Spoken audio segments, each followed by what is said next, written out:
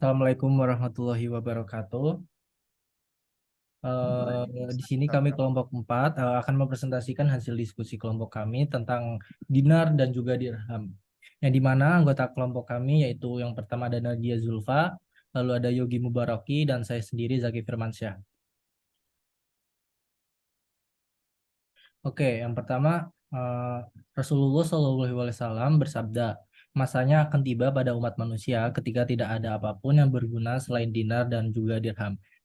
Hadis riwayat Musnad Imam Ahmad bin Hanbal.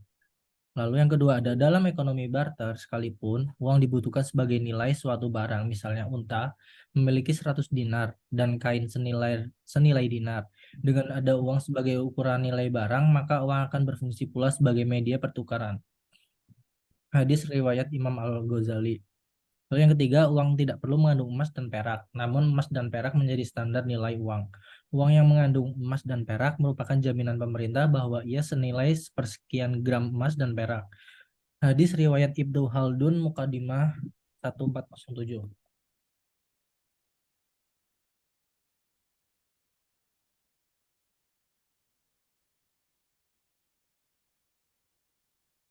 Lalu selanjutnya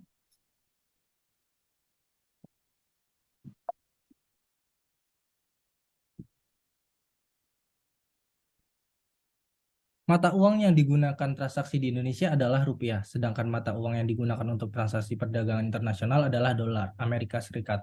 Tidak bisa dipungkiri lagi bahwa penggunaan mata uang tersebut sudah diakui dalam kehidupan perekonomian modern saat penggunaan uang tersebut memiliki beberapa kelemahan yang bisa mengancam kehidupan perekonomian baik dalam suatu negara, kawasan regional maupun secara global. Salah satu adalah fluktuasi kurs mata uang yang berubah-ubah. Kondisi demikian bisa menjadi pemicu terjadinya resesi ekonomi secara global. Lalu selanjutnya yaitu penggunaan dinar dan juga dirham merupakan mata uang yang memiliki kandungan utama emas maupun perak dan kini digunakan di beberapa negara Islam, yang dimana merupakan salah satu cara untuk memecahkan permasalahan ekonomi global yang mengancam baik negara maju maupun berkembang atau bahkan yang tertinggal.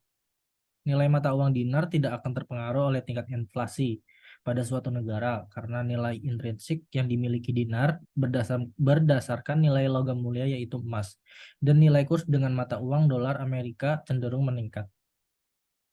Untuk slide selanjutnya bisa dibacakan oleh Nadia. Baik, selanjutnya dinar dan dirham telah dikenal oleh orang Arab sebelum datangnya Islam karena aktivitas perdagangan yang mereka lakukan dengan negara-negara di sekitarnya. Karena pulang berdagang dari Syam, pedagang Arab membawa dinar emas sebagai kompensasi atas barang dagangannya yang laku terjual. Bangsa Arab pada saat itu tidak menggunakan dinar dan dirham berdasarkan nilai nominalnya, melainkan menurut beratnya.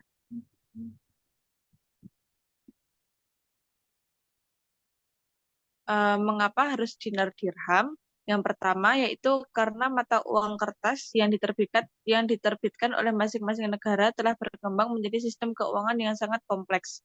Akibatnya, transaksi mata uang menjadi sebuah rangkaian yang panjang dan tidak efisien.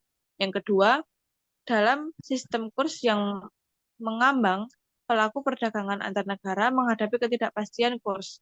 Untuk mendapatkan kepastian, mereka harus melakukan hedge atau swap. Keduanya tentu menimbulkan biaya. Kalau seluruh dunia mengadopsi dinar, maka otomatis biaya ini akan hilang karena ketidakpastian kurs dan tidak relevan. Yang ketiga, inflasi di masing-masing negara cenderung sangat dipengaruhi oleh kebijakan moneter. Negara yang mengadopsi kebijakan moneter yang lebih longgar cenderung mengalami inflasi yang lebih tinggi. Karena itu, tingkat inflasi di berbagai negara cenderung berbeda. Kalau denarius menjadi mata uang tunggal dunia, hampir bisa dipastikan bahwa inflasi di semua negara akan kurang lebih sama. Yang keempat, penggunaan mata uang yang berbeda antar negara dapat menimbulkan bahaya yang ditimbulkan oleh perang mata uang. Negara-negara yang menginginkan keunggulan daya saing di pasar internasional dapat merancang strategi supaya mata uangnya tetap under value. Yang kelima, yaitu negara-negara yang mata uangnya dijadikan dominasi dalam perdagangan internasional dapat dengan mudah mengekspor inflasi ke seluruh belahan dunia. Kebijakan moneter yang longgar di Amerika Serikat dan memicu harga-harga di pasar dunia melonjak yang pada gilirannya memicu inflasi global. Selanjutnya di sini ada diagram kelebihan dinar. Bisa dibaca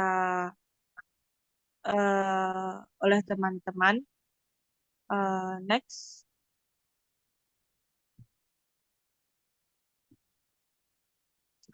Uang kertas tidak memenuhi syarat alat transaksi karena sejatinya alat tukar dalam jual beli bisa apa saja asalkan mengandung unsur. Yang pertama yaitu ridho sama ridho, berlaku universal, yaitu kepada siapa dan di mana saja, kesetaraan harta yang ditukar, lalu ada dibayar tunai. Karena jika tidak tunai, maka masuk ranah hutang piutang. Baik, selanjutnya akan disampaikan oleh rekan Yogi. Silahkan. Baik. Uang yang beredar saat ini tidak lagi memiliki backup emas. Semua diproduksi berdasarkan permintaan dan kondisi pasar, yang aturan mainnya dimonopoli oleh pihak swasta, yang seolah mewakili suatu negara. Next. Dinar dan dirham mampu menyelamatkan masa depan karena satu, daya beli masyarakat akan menjadi sangat kuat dan terus meningkat. Dua, masyarakat menjadi lebih mandiri dan kuat karena tidak lagi bergantung pada kondisi ekonomi nasional atau global. Ketiga, terbiasa dengan kehidupan Islami seperti di zaman Nabi. Misalnya saja dengan membiasakan penggunaan dinar dan dirham sebagai mahar pernikahan. Next. Dinar Kuwait menjadi mata uang terkuat di dunia. Selain Kuwait, negara yang menggunakan dinar antara lain Aljazair, dinar Aljazair, Bahrain, dinar Bahrain, Iran, rial Iran dapat dibagi menjadi 100 dinar, tidak didunar lagi. Irak, dinar Irak, Yordania, dinar Yordania, Libya, dinar Libya, Serbia, dinar Serbia, kecuali di Kosovo dan Metohija, di mana euro lebih banyak digunakan. Republik Makedonia, dinar Makedonia, Tunisia, dinar Tunisia. Next. Selain Uni Emirat Arab, mata uang dirham saat ini juga digunakan di beberapa negara antara lain. Yang pertama, dirham Maroko. Kedua, 1:100 dari Irak dinar. Ketiga, 1:1000 dari Libya dinar. Empat, 1:100 dari Qatari Rial. Kelima, 1:10 dari Jordania dinar. 6, 1 dari dirham adalah 1/100 dari Tajikistan Somoni. Saya kembalikan lagi kepada moderator. Ya, mungkin cukup sekian presentasi dari kami, kurang lebihnya mohon maaf. Assalamualaikum warahmatullahi wabarakatuh. Waalaikumsalam warahmatullahi wabarakatuh. Waalaikumsalam warahmatullahi wabarakatuh.